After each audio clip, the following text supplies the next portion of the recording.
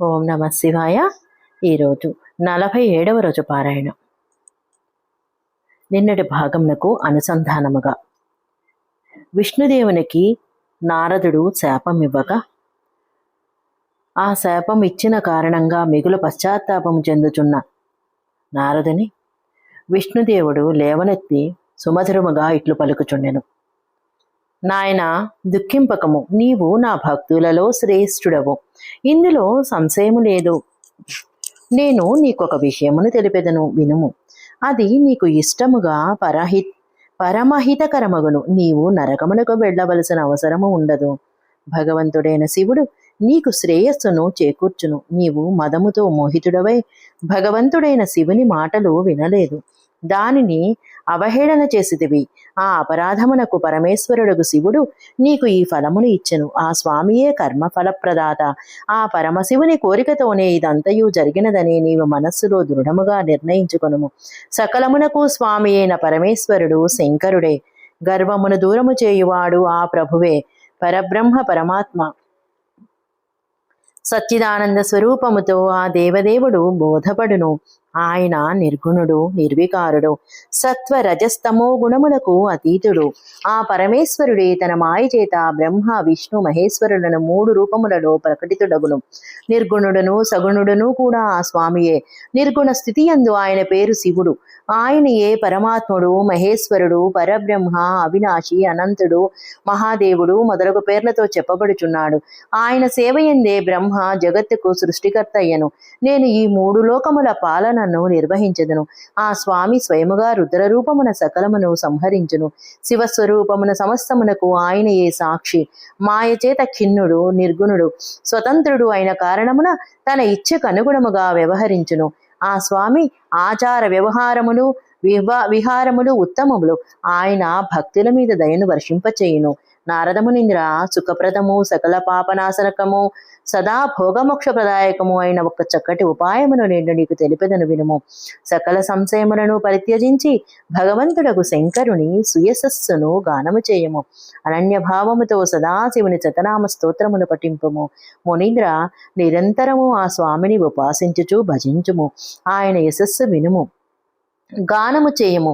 ప్రతిదినము ఆ స్వామి పూజార్చనలనే చేయుచుండము. నారద, మనోవాక్కాయముల చేత భగవంతుడు శంకరుని ఉపాసించువాడు పండితుడు, జ్ఞాని అనబడను, జీవన్ముక్తుడని చెప్పబడను.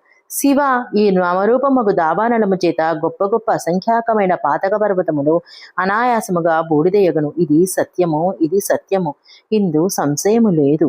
భగవంతుడు శివుని నామరూప నౌకను ఆశ్రయించిన వాడు సంసార సాగరమును తరించగలడు.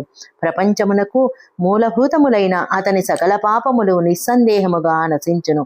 పాతక రూప వృక్షము సంసారమునకు మూలము.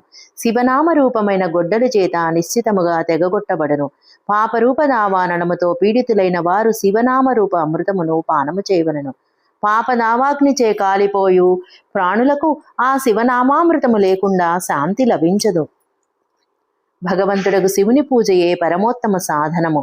జనన మరణ రూపమైన సంసార బంధనము నశింపచేయు ఉపాయము అని సకల వేదములను పరిశీలించి పూర్వ విద్వాంసులు నిశ్చయించరి.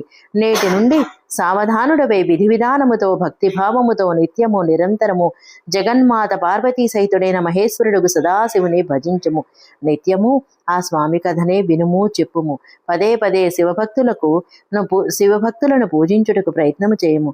మునీంద్ర, హృదయమునందు శివభగవానుని ఉజ్వలమైన చరణారవిందములను స్థాపించి మొదట శివతీర్థములందు సంచరించుము. మునీంద్ర, ఇట్ల పరమాత్మునకు శంకరుని అనుపమ మహాత్మ్యమును దర్శించుచు చివరకు ఆనందవనమునకు వెళ్ళము. ఆ స్థలము శివునకు మిగుల ప్రియమైనది. అచ్చట భక్తితో విశ్వనాథుని దర్శించి పూజింపుము. విశేషముగా ఆయనను స్తుతించి ప్రణమిల్లి నీవు నిర్వికల్పుడవు కమ్ము. నారద, దీని తరువాత నా ఆజ్ఞను అనుసరించి భక్తిపూర్వకముగా నీ మనోరథ సిద్ధి కొరకు నిశ్చితముగా బ్రహ్మలోకమునకు వెళ్ళుము.